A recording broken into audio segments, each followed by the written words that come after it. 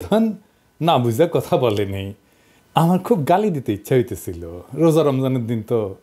আবার আমি জানি শাখাত মিয়া আপনি গিয়া প্রফেসর ইউনূসের কাছে গিয়ে বলবেন পিনাকি আমার যা তা না বলে গালি দিছে, এইগুলি আপনি পার পেয়ে যাবেন, আমি এটা হইতে দেবো না। বুঝলাম সেনাপ্রধান খুবই বুঝমান লোক, কিন্তু শাখাত সাহেব আর নাকি বুঝমান লোক প্রফেসর ইউনূসের সরকারের উপদেষ্টা, আপনি যেই পজিশনে থেকে সেনাপ্রধানের বক্তব্য ডিফেন্ড করতেছেন এটি কি আপনার এখতিয়ারের মধ্যে পড়ে? এটি কি উপদেষ্টা পরিষদের বক্তব্য? এই বক্তব্য কি প্রফেসর ইউনূসের সরকারের অফিসিয়াল পজিশন? প্রফেসর ইউনূসের কি অফিসিয়াল পজিশন আমরা এটা পরে দেখবো, উনি নিজের মুখে বলছেন। তো আপনি যেটা বলছেন নাকি সেটা কি সরকার আপনার এই কথা বলার দায়িত্ব দিছে? কোনোটাই না।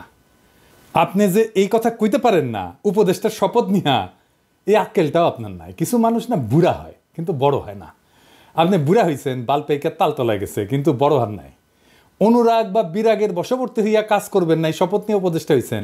আপনার তো অনুরাগ আছে ওয়াকারের ব্যাপারে। ওয়াকার যখন ক্যাপ্টেন সেই ক্যাপ্টেন ওয়াকার 1991 থেকে 92 সালে বান্দরবনে 69 পদাতিক ডিভিশনের স্টাফ ক্যাপ্টেন ছিল। তখন আপনি ব্রিগেডিয়ার সাখাওয়াত ব্রিগেড কমান্ডার ছিলেন। উপদেষ্টা হিসেবে সাখাওয়াতের নাম আছে কেঙ্কে করে জানেন? ওয়াকারের কাছ থেকে। ছাত্ররা সাখাওয়াতের নাম প্রস্তাব করে নাই, ওয়াকার বন্দনা সে হুদাই করে নাই। ওই এক খই দুই কামড়ে খায়, ধান্দা ছাড়া ওই এক পাও ফেলে না। এবার বুঝেছেন তো কাঠটিকি কুতিবান্দা।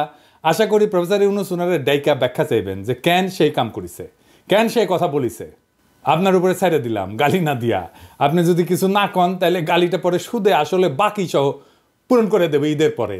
হ্যাঁ, কবে মরে টরে যায় ঠিক নেই তো, দুনিয়ায় কোনো ঋণ রাখা ঠিক না। এবার আসেন হাঙ্কের প্রিয় বিএনপি নিয়ে কথা বলি। বিএনপি নিয়ে কথা কইলে খুব সমস্যা, পিছাও ঝ্যাপে পড়ে আমার উপরে। ঝ্যাপে পড়ে লাভ নাই, ঝ্যাপে পড়তো তো আমলি গো, দুই না করলে ওই 80-র দশকে পড়ে নাই। ইউটিউবারগুলোর সাথে লাগেন না। হাঙ্কারে ভিডিও যেটি যায় যেটি দেখে উঠি আপনারা কখনো পৌঁছাতে পারবেন না, চেষ্টা করলেও পারবেন না। তাই গুড টার্মসে থাকেন। আমি তো আপনাদের দল করি না, তাই না? আপনার দলের রাজনীতি ঊর্ধ্বে তুলে ধরার দায় আমার আছে নাই তো? আপনার বিরোধী দল লাগবে না নাকি হাসিনার মতো চান আপনার বিরোধী দল না থাকুক? যাই হোক, আপনারা কী কী করতেছেন সেটা দেখাই দেওয়াটা জরুরি। আমি এটা দেখাই দিয়ে যাব, যতই ঝাঁপে পড়েন কোনো লাভ নেই। হাসিনা পলানোর পরে ইন্ডিয়া কিভাবে বাংলাদেশের সাথে শত্রুতা করতেছে তা তো আপনারা জানেন, তাই না? প্রথমে হাসিনারে জায়গা দিল, এটা তো শত্রুতা। তারপরে একে একে সব গুন্ডা পান্ডা সমস্ত আওয়ামী দুর্বৃত্তদের জায়গা দিল, তাই না? এটাও তো একটা শত্রুতা। এই দেখেন নকিব আশরাফ চৌধুরী ইন্ডিয়ায় গেছে, বলতেছে 20 ফেব্রুয়ারিতে গেছে, সেই ছাত্রদের আন্দোলনে দমাইতে অস্ত্র হাতে দমাইতে চাইছিল। সে নাকি দেশেই ছিল 20 ফেব্রুয়ারি পর্যন্ত। আবার ছবি দিছে ঢাকার শেরাটনে, জানি না এটা ঢাকার শেরাটন কিনা, আবার এই টাইমের ছবি কিনা। আওয়ামী যাওরা তো আগেকার ছবি এখনকার বলে চালাইতে পারে। যাই হোক, এটা ছোট মাল, কিন্তু ওরে ওর প্রাপ্যটা বুঝাই দিতে হবে। তো কলকাতাতেই বুঝা দেওয়া যাবে, খাড়া তুই। তারপর দেখেছেন বিজেপির সাথে কি খাতির দেখেছেন? দেখেন আবার দেখেন মসজিদে গেছে, এক হাতে আবার সুতা পিন দিছে, অসাম্প্রদায়িক, বুঝেছাও? তারপরে দেখেন এই যে পানি ছেড়ে ডুবাই দিল আমাদের। এরপরে আনসাররা আন্দোলন শুরু করলো, ইসকনরে দিয়া হিন্দুদের উস্কাইলো, খুনাগুনি পর্যন্ত হইলো। তারপরে শুরু করলো ক্যাম্পেইন, সাংস্কৃতিক প্রোগ্রাম করতে দিতেছে না, নারীদের ফুটবল খেলতে দিতেছে না। আজ আবার দেখলাম মহিলাদের সিগারেট খেতে দিতেছে না। এই ক্যাম্পেইন একের পর এক গ্রুপ দল তাদের দাবি দেওয়া নিয়ে মাঠে নামলো।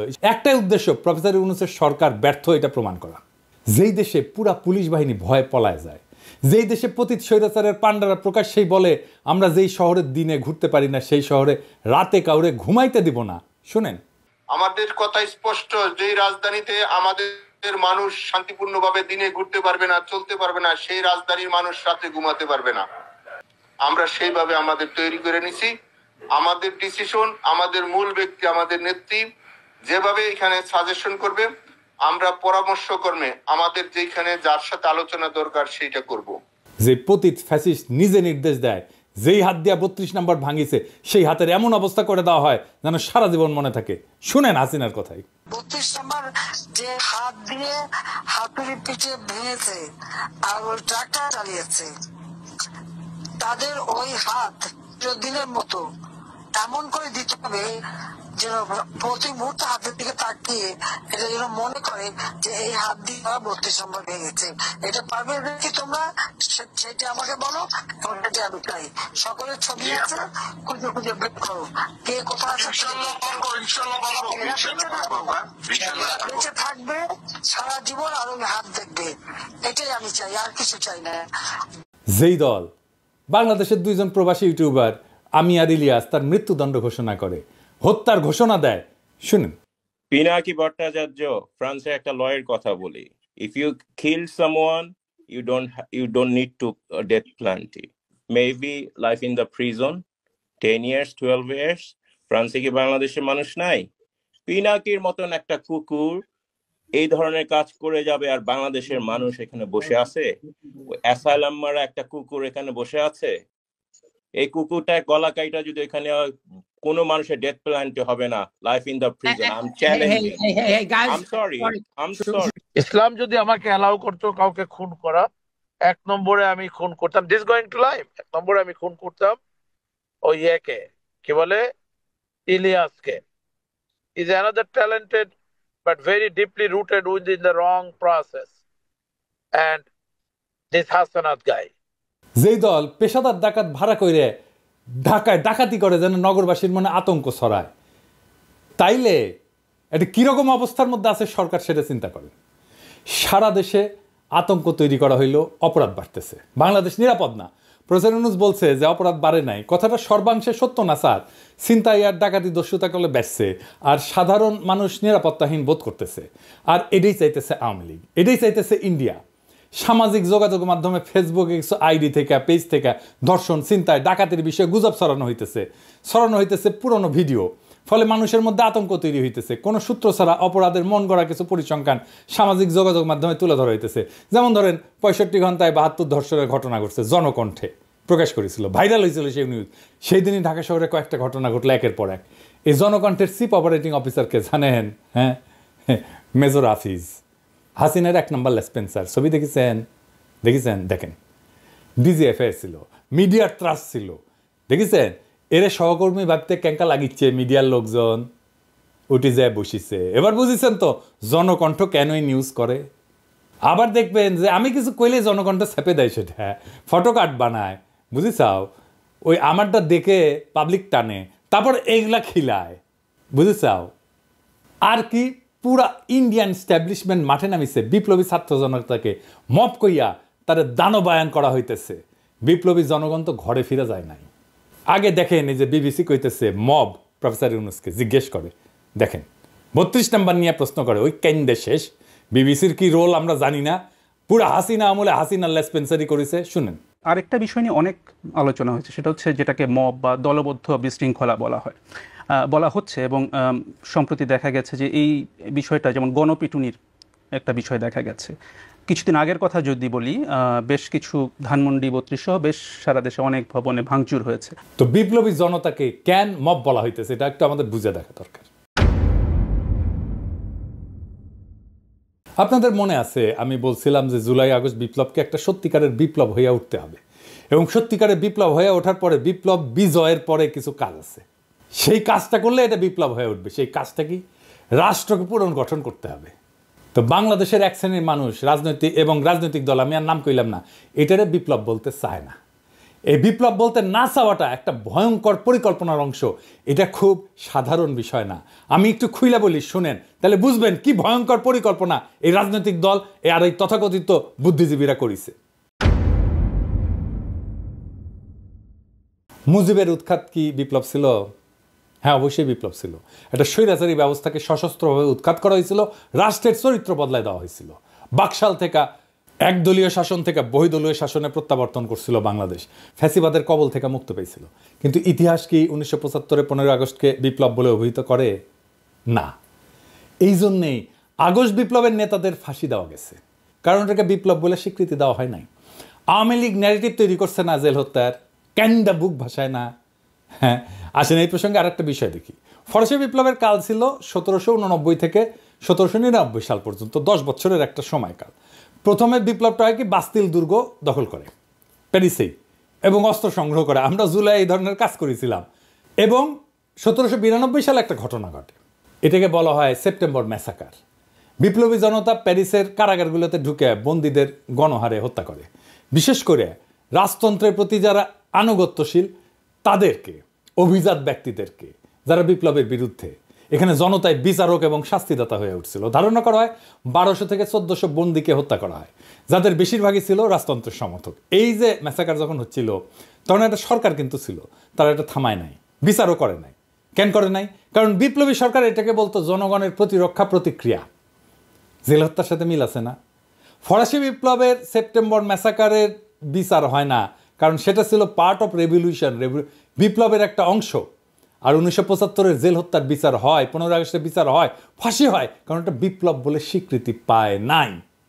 পশ্চিম যদি আইসা বলে তোমরা জেলখানার মধ্যে ঢুইকা রাজনৈতিক নেতাদের মারিছো, কি খারাপ কাজ করিছো, তো ওদের কেন আমরা বলতে পারি না তোমরা ফরাসি বিপ্লবের সময় জেলে ঢুকে কি করছিলা?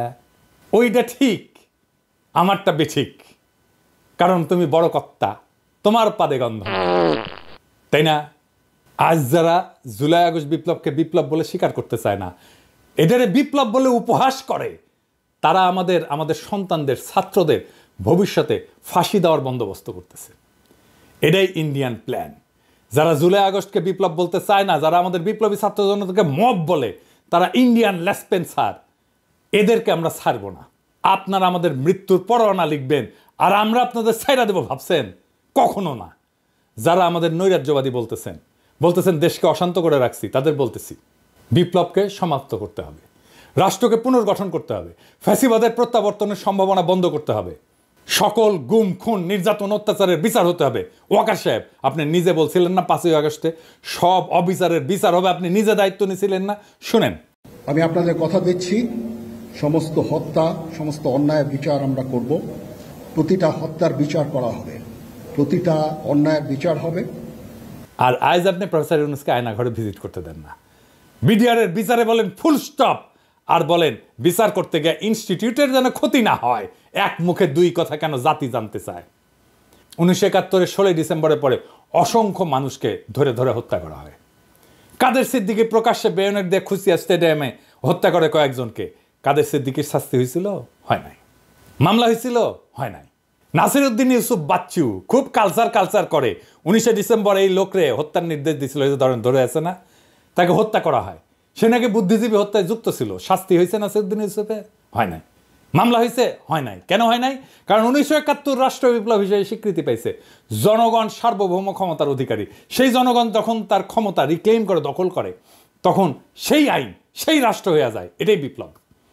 এইটারে বিপ্লব বলে স্বীকার করতে চায় না যারা, তাদের কারণেই জুলাই আগস্ট বিপ্লবে পুলিশ হত্যার বিচারের কথা আসতেছে আজকে।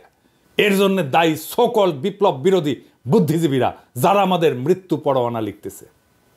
আমাদের মব ডাকা বন্ধ করতে হবে, না হলে বিপ্লবী ছাত্র জনতা ঘরে ফিরবে না, ফিরাইতে পারবেন না, আপনি দেশকে শান্তও করতে পারবেন না। জনগণ তার সার্বভৌমত্ব প্রকাশ করার জন্য জনপরিসরে অস্ত্র ধারণ করে বা প্রতীকী কোনো বস্তুর মাধ্যমে নিজেদের শক্তি জাহির করার উদাহরণ আছে ইতিহাসে। নানা জায়গায়, নানা দেশে এটা দেখা গেছে। রোমান রিপাবলিকে পপুলার অ্যাসেম্বলি ছিল, এইখানে জনগণ সমাবেশে জড়ো হইতো, অস্ত্রসহ নিজেদের শক্তি প্রদর্শন করত এবং নিজেদের মতামত জাহির করত। রোমান প্লেবিয়ানরা অস্ত্রসজ্জিত হয়ে রোমের ফোরামে সমবেত হইত। লেনিনের বলশেভিক বিপ্লবের পরে কৃষক শ্রমিক মিলিশিয়ারা প্রকাশ্যে সন্দেহভাজন প্রতিপক্ষদের হত্যা করছে। আদালতের আনুষ্ঠানিকতা ছাড়াই জনতার শত্রুদের উপরে গণ আদালত বসায় মৃত্যুদণ্ড কার্যকর করা হয়েছে। বিদ্রোহীদের দমন করতে এবং নিজেদের ক্ষমতা প্রতিষ্ঠিত করতে বলশেভিকরা ব্যাপক মাত্রায় গণপ্রতিশোধ নিছিল। আমরা এখনো নেই নাই। আমাদেরকে এটা নিতে বাধ্য করেন না। চীনে মাও সেতুংয়ের নেতৃত্বে বিপ্লবী লাল রক্ষীরা শ্রেণীশত্রুদের প্রকাশ্যে অপমান, নির্যাতন, হত্যা করত। এইটাতে রাষ্ট্রীয় অনুমোদন থাকলেও স্থানীয় পর্যায়ে বহু ঘটনায় জনতা নিজের হাতে আইন তুলে নিছিল। আমরা কি এই কাজ করেছি? করি নাই। তাই সাবধান করে দিচ্ছি, মব ডাকা বন্ধ করেন। ওয়াকার সাহেব, প্রফেসর ইউনূস আপনার বক্তব্য এন্ডোর্স করে নাই। সাখাওয়াত যে ওয়াকারের বক্তব্য এন্ডোর্স করছেন, সাখাওয়াত সাহেব এটা দেখেন বিবিসিতে কি বলছে প্রফেসর ইউনূস, শুনেন। আপনি নিশ্চয়ই জানেন যে সম্প্রতি সেনাপ্রধান একটি বক্তব্য দিয়েছেন, যেখানে তিনি বলেছেন যে অনেক বিষয়ে তিনি এবং আপনি একমত।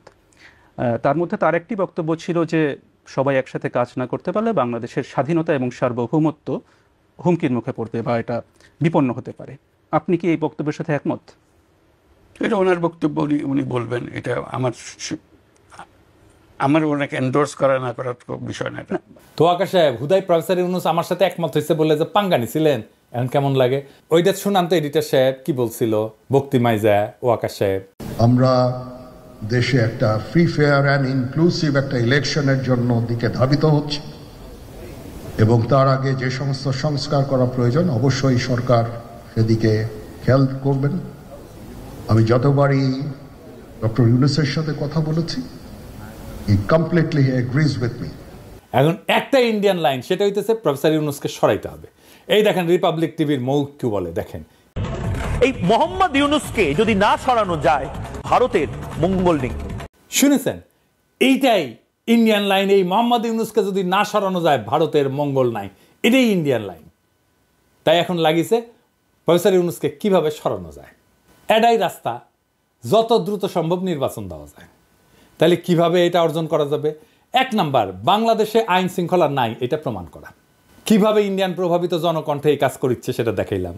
এরপরে দেখেন মির্জা ফখরুল ইসলাম এসি বাস্ট হয়েছে, সেটাকে নাশকতা বলে পত্রিকায় বিবৃতি পাঠাইছে। আওয়ামী লীগ আমলে বজ্রপাতের ঘটনাকে বোমা হামলা বলে মামলা দিত বিএনপির নেতাদের নামে। মির্জা ফখরুল এসি বিস্ফোরণের ঘটনাকে বোমা হামলা বলে পত্রিকায় বিবৃতি পাঠাই দিল। পরে অবশ্য ক্ষমা চাইছে, কিন্তু বিএনপি যে চাচ্ছে এই সরকারের উপরে আইন শৃঙ্খলার অবনতির দায় চাপায় দ্রুত নির্বাচন দিতে বাধ্য করতে, সেটা স্পষ্ট এই ঘটনায়। এইটা এসি বাস্ট হওয়ার ঘটনা, নাশকতা, এটা আগে আসছে আওয়ামী লীগের পেছে, তারপরে আসছে বিএনপির বিবৃতিতে, বুঝছাও। আর বিএনপি কি কইতেছে? কইতেছে একটা সুষ্ঠু অবাধ নিরপেক্ষ নির্বাচনই সবচেয়ে বড় সংস্কার। আর সর্বনাশ, রাষ্ট্রের কোনো সংস্কারের দরকার নাই ভাই। আপনারা তো আপনাদের কর্মীদের কন্ট্রোল করতে পারতেছেন না। আমার কথা না, আপনাদের দলের নেত্রীর কথা, রুমিন ফারহানার কথা শুনেন। বিএনপির নেতা কর্মীদেরকে মাঠ পর্যায়ে কন্ট্রোল করা যাচ্ছে না। চাঁদাবাজির সঙ্গে যুক্ত, জমি দখলের সঙ্গে যুক্ত, টেন্ডারবাজির সঙ্গে যুক্ত। আমার এলাকাতে পথধারী নেতারা কেউ মাটি ভরাট করে নদীর উপরে, জমি দখল করে। আরেক উপজেলায় পথধারী নেতারা মামলা বাণিজ্য করে। তো কন্ট্রোল করা তো যাচ্ছে না। কেন্দ্রে খবর পাঠানো হয়েছে, কেন্দ্র কোনো অ্যাকশন নেয় নাই। কইতেছে মাঠ পর্যায়ে কন্ট্রোল করা যাচ্ছে না কর্মীদের, কেন্দ্রে জানায় কোনো লাভ হচ্ছে না। আপনারা রাষ্ট্রের দায়িত্ব পেলে কি দুর্বিষহ অবস্থা হবে আপনারাই বলেন। এটাই চাচ্ছে ইন্ডিয়া আপনারা ফেল করেন, নিদারুণভাবে ফেল করেন, তারপরে ইন্ডিয়া ঢুকে যাবে, শর্ট কইরা হাসিনাও ঢুকে যাবে। এইটা বুঝতেছেন না কেন? আবার দেখেন তারা বলতেছে লেবুর হালি 200 টাকা। আমি শিওর ওরা বাজারে যায় না, বাজার বোধহয় কেউ কইরা দিয়ে যায়। আমি দেশের কয়েকটা জায়গা থেকে লেবুর দাম জোগাড় করেছি, একে একে দেখি। হ্যাঁ, প্রথমে বগুড়া। আসসালামু আলাইকুম। আজ 2025 সালের 2রা মার্চ। আমি বগুড়া জেলার বিখ্যাত বৃহত্তম বাজার, এটা কলোনির বাজার। নিত্য প্রয়োজনীয় বাজার সেরে ইফতারিতে সবচেয়ে প্রয়োজনীয় উপাদানই হচ্ছে লেবু। সেই লেবুর বাজার দর কেমন আজকে আপনাদের একটু শোনাই। ভাই আসসালামু আলাইকুম। আপনার লেবুর দাম কিরকম? আগে 2-3 দিন আগে আমরা বেশি আপনার 70 টাকা 80 টাকা হালি, সেই হিসেবে আজকে একটু কম আছে। যেমন ওইটা বেচতেছি 60 টাকা হালি, এটা 50 টাকা। মানে এই বড়টাই 60 টাকা। ভাই লেবু কত করে যাচ্ছে? 50 টাকা হালি। তারপর লেবুর দামটাই মনে হয় একটু বেশি নাকি? 50 টাকা হালি। ভাই লেবুর বাজার কত যাচ্ছে? 40 টাকা 50 টাকা হালি যাচ্ছে। আচ্ছা, গতকাল কত ছিল? গতকালে একই রেট ছিল 50 টাকা। কত দেখলেন? 50 টাকা হালি, তাই না? কক্সবাজার আসেন। আমরা আছি এখন কক্সবাজার শহরে কানাইয়া বাজার। হ্যাঁ ভাইয়া, লেবু কত? খালি কত? খালি 60 টাকা। কত? 15 টাকা। কম হবে না? কত দেখলেন? 60 টাকা হালি, তাই না? পটুয়াখালী আসেন। হালি 50 টাকা। 50? কি দাম কি বাড়ছে নাকি? না, এখন আগের মতনই আছে। মনে করেন যে রোজার এখন তো সিজন না, রোজার আগে আসলে আপনার 50-60 টাকা, এখন ওই 50 টাকা আছে। কত দেখলেন? 50 টাকা হালি, তাই না? ঢাকায় আসেন। মা মরিচ কত? 250 গ্রাম 25 টাকা। আর বেগুন? বেগুন 70 টাকা। এই লেবুগুলো কত? লেবুর হালি কত? লেবু 60 টাকা হালি, নিলে 50 টাকা হালি। কত দেখলেন? 50 টাকা হালি, তাই না? যশোরে আসেন। বর্তমান দেশি লেবু বাজারে না আসার কারণে দেশি লেবুর একটু দাম বেশি। আমাদের বর্তমানে কিনা লাগতেছে দেশি লেবু আপনার 1700 থেকে 1800 টাকার শোয়া, আমরা এখন বেচতেছি 20 টাকা পিস, অর্থাৎ এক হালি বেচতেছি 70 অথবা 80 টাকা।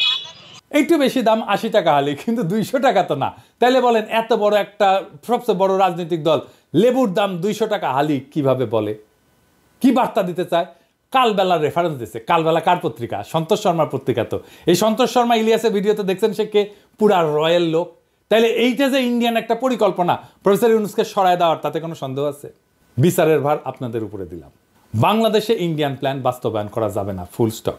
এই পুরান দিনের পলিটিশিয়ানরা অনেক কিছুই বুঝতে চাইতেছেন না। বুঝতে চাইতেছেন না তরুণদের স্লোগান, বুঝতে চাইতেছেন না বারুদের বিরুদ্ধে জ্বলে ওঠা গ্রাফিতি আর জুলাইয়ের দেওয়াল লিখন, কিন্তু তারা ঠিকই খুঁজে নিচ্ছে পরিত্যক্ত আস্তাবল, হাসিনার ব্যবহৃত সহিস, যাতে দিল্লির ঘোড়ায় চেপা দ্রুত পুরনো বন্দোবস্ত রাষ্ট্র করা যায়। দুনিয়া এবং আখেরাতের কসম, যারা দাখিল হয়েছে বর্ষা বিপ্লবে, রুহানি প্লাবনে কেটেছে